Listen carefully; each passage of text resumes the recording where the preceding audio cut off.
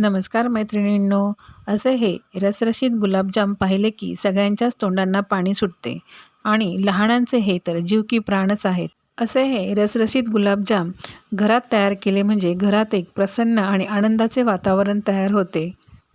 कोणत्याही शुभप्रसंगी किंवा कार्यक्रमाच्या वेळी असे हे गुलाबजाम आपण 8 दिवस आधीच जर घरात तयार करून ठेवले तर एक मोठा मेनू आपला तयार होतो. असे हे बेसिक गुलाबजाम आपण 8 दिवस आधीच तयार करून ते स्टोअर करू शकतो आणि हवे त्यावेळेस आपण त्याचे रसरशीत गुलाबजाम तयार करू शकतो. हे गुलाबजाम तयार करण्यासाठी मी इथे अर्धा कप बारीक रवा वापरलेला आहे. रवा आपल्याला छानपैकी मंद आचेवरतीच एक 5 मिनटं भाजून घ्यायचा आहे, म्हणजे त्याचा कच्चेपणा निघून जाईल. रवा हा कोरडाच 2 मिनटं भाजून झाल्यानंतर त्यामध्ये 1 चम्मच साजूक तूप टाकून घेते.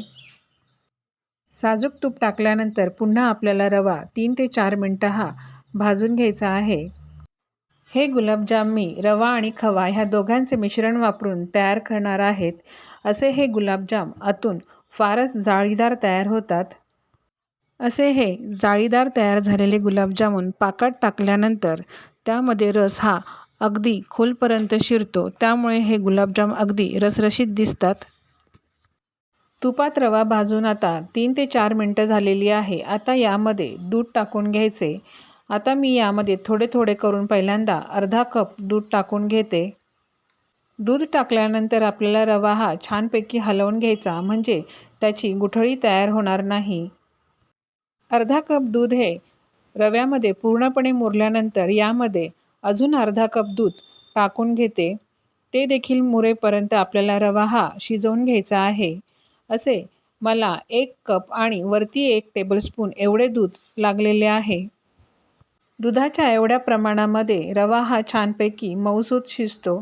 रवा आपल्याला छानपैकी हलवत राहायचे आहे.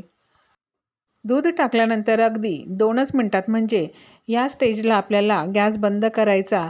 गॅस बंद केल्यानंतर राहिलेले दूध देखील रव्यामध्ये शोषले जाते आणि असा हा रवा मऊसूत तयार होतो. रवा हा छानपैकी हलवून झालेला आहे. आता तो एका आपण भांड्यामध्ये काढून घेऊयात.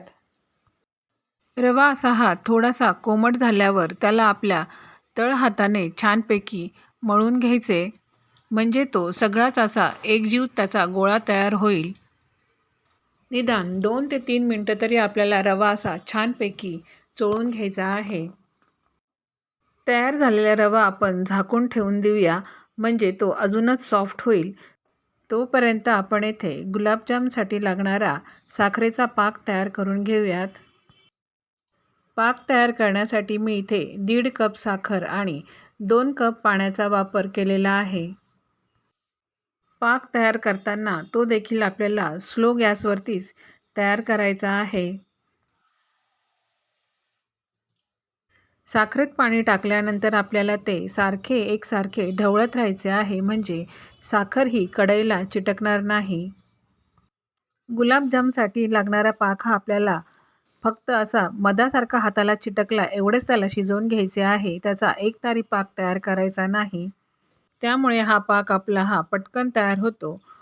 पाक तयार होते तोपर्यंत आपण इथे खवा छानपैकी हाताने मळून घेऊयात.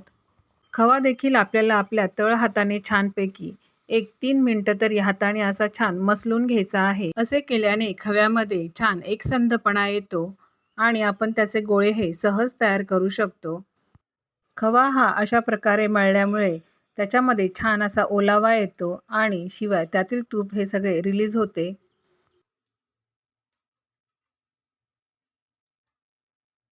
खवा मळून झाल्यानंतर त्याचा असा हा गोळा तयार करून बघायचा. जर गोळ्याला कुठेच भेग नाही पडली तर समजायचा की खवा आपला मळून छानपैकी तयार झालेला आहे.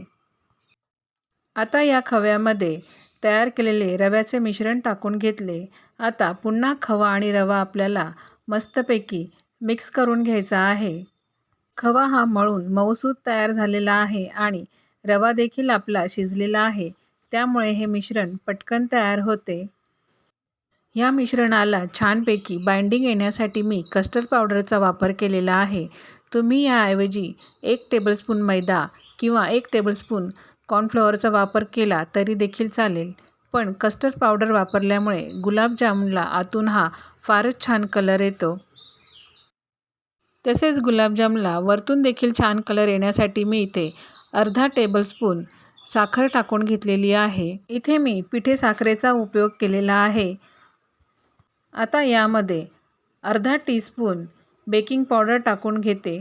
बेकिंग सोडा मी वापरलेला नाही, कारण बेकिंग सोड्याने कधीकधी गुलाबजाम हे तेलामध्ये विरघळले जातात, म्हणून मी इथे हाफ टीस्पून बेकिंग पावडरचा वापर केलेला आहे. आता हे सगळे मिश्रण आपण पुन्हा एकत्र करून घेऊयात. हे मिश्रण अतिशय छान असे तयार होते. अजिबात दुधाचा किंवा पाण्याचा इथे वापर करावा लागत नाही. तुम्ही इथे मिल्क पावडरचा वापर केला तरी देखील चालेल, पण नाही केला तरी देखील हे गुलाबजाम चवीला फारच छान होतात, कारण रवा शिजताना आपण फक्त दुधाचाच वापर केलेला आहे. तुम्ही पाहू शकता, आपण कस्टर्ड पावडर वापरल्यामुळे ह्या पिठाला देखील फारच छान असा कलर आलेला आहे.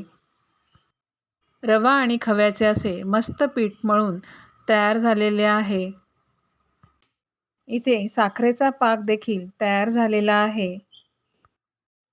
साखरेचा पाक देखील तयार झालेला आहे. आता आपण गुलाबजाम तयार करायला घेऊयात. तयार झालेले पीठ पुन्हा असे छानपैकी हाताने मळून घ्यायचे. असे मळल्यानंतर गुलाबजाम तयार करताना त्याला अजिबातच कुठे भेग पडत नाही. अगदी मस्त असे ते गोल गरगरीत तयार होतात. मी अशा प्रकारे एक लांबच गोळा त्याचा तयार करून घेतला. गुलाबजाम आपल्याला किती प्रमाणात मोठे हवे आहेत त्या प्रमाणात ह्याला कट मारून घेते. असे केल्यामुळे आपल्याला हे कट हातावर घेऊन पटापट त्याचे गोळे तयार करता येतात. या प्रकारे तयार केलेल्या पिठाचे गोळे हे पटापट तयार होतात आणि त्याला भेगा देखील पडत नाही. तयार झालेल्या पिठाचे 10-12 गोळे हे तयार करून घेते. 10-12 गोळे तयार झाल्यानंतर आपल्याला ते तळून घ्यायचे आहेत. अशा प्रकारे 10-12 गोळे तयार झाले आहेत. आता तेलामध्ये हे गोळे आपण तळून घेऊयात. गुलाबजाम तळताना आपल्याला ते अगदी मंद आचेवरती तळायचे असतात.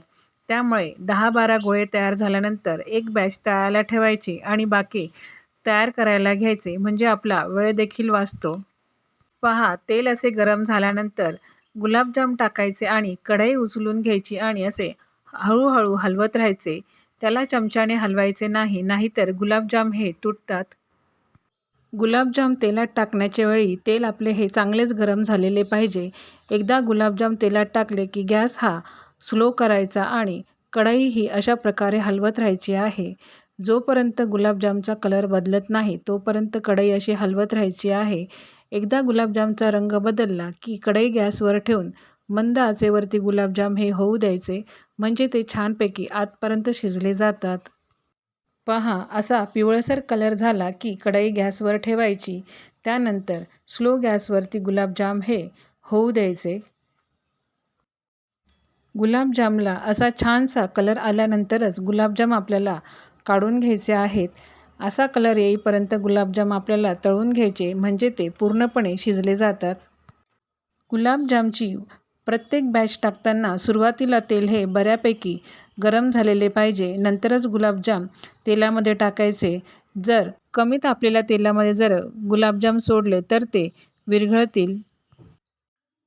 एकदा की पहिली बॅच तळून झाली की नंतर आपल्याला तेलाचा अंदाज हा येतो. त्यानंतर आपण एकाच वेळेस 5-5, 6-6 गुलाबजाम टाकू शकतो. तेलाचा अंदाज आल्यानंतर मी अशा प्रकारे झाऱ्यामध्ये 6-6 गुलाबजाम घेऊन असे ते तेलामध्ये सोडले. यानंतर लगेच ते कढईमध्ये घेऊन अशा प्रकारे हलवले आणि अशा प्रकारे पटापट गुलाबजाम हे तळून तयार झाले. असे हे गुलाबजाम अजिबातच तेलकट झाले नाही, शिवाय यांना तळण्यासाठी तेल देखील कमी लागले. एकूण पावशेर खवा आणि अर्धा कप रवा आणि त्याला लागलेले 1 कप दूध यापासून जवळपास 50 गुलाबजाम तयार झालेले होते. अतिशय छान आणि सोपी रेसिपी आहे. शिवाय गुलाबजाम तेलात विरघळण्याची देखील अजिबातच भीती नाही. कोणीही हे गुलाबजाम सहजच तयार करू शकेल अशी ही रेसिपी आहे. अशाच प्रकारे मी सगळेच गुलाबजाम हे तळून घेते. सगळेच गुलाबजाम तळून झाल्यानंतर तुम्ही पाहू शकतात गुलाबजामचा कलर हा किती सुरेख आलेला आहे. असे हे कोरडे गुलाबजाम तयार झालेले आहेत. आता आपण यांना पाकात टाकून घेऊयात. पाक देखील तयार झालेला आहे.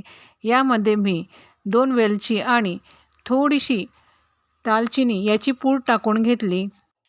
पाक हा थंड झालेला आहे. आता तो आपण थोडासा गरम करून घेऊयात. या पाकात मी 1 चम्मच साजूक तूप टाकून घेते, म्हणजे गुलाबजाम खाताना त्याचा स्वाद हा फारच छान येतो. असे हे तयार झालेले गुलाबजाम आपण एअरटाईट डब्यामध्ये ठेवून फ्रीजमध्ये महिनाभरसुद्धा तसेच ठेवू शकतो आणि ऐन वेळेस ते पाकात टाकून त्याचे रसरशीत गुलाबजाम तयार करू शकतो. किंवा ऐन कार्यक्रमाच्या वेळी धावपळ होते त्यावेळेस देखील आधीच असे हे कोरडे गुलाबजाम तयार करून ठेवले तर वेळेवर आपल्याला पटकन त्याचे रसरशीत गुलाबजाम तयार करता येतात. तयार झालेले सगळे कोरडे गुलाबजाम आता गरम केलेल्या पाकात टाकले. आता ह्या पाकाला फक्त 1 उकळी येऊ द्यायचे, तोपर्यंतच आपल्याला गॅस चालू ठेवायचा आहे. पाकाला 1 उकळी आली म्हणजे आपले गुलाबजाम हे तयार झाले. अगदी तासा 2 तासामध्ये हे छान रसरशीत असे गुलाबजाम तयार होतात. पाकाला उकळी आली आहे. आता गॅस बंद करून गुलाबजाम थंड करून घेऊयात. पहा, थंड झाल्यावरती मस्त असे हे गुलाबजाम तयार झालेले आहेत आणि रंग देखील अगदी सुरेख आलेला आहे. आता यातील एक गुलाबजाम मी तुम्हाला तोडून दाखवते. आतून देखील ते छान मस्त असे रसरशीत झालेले आहे आणि कलर देखील त्यांना अधिकच सुरेख आलेला आहे. मस्त असे हे रसरशीत गुलाबजाम तयार झालेले आहेत. अशी ही खवा आणि रवा वापरून तयार केलेले गुलाबजाम चवीला तर अधिकच छान झालेले आहेत. तुम्ही पण अशा प्रकारे ही रेसिपी करून पहा. तुम्हाला पण ती फारच आवडेल.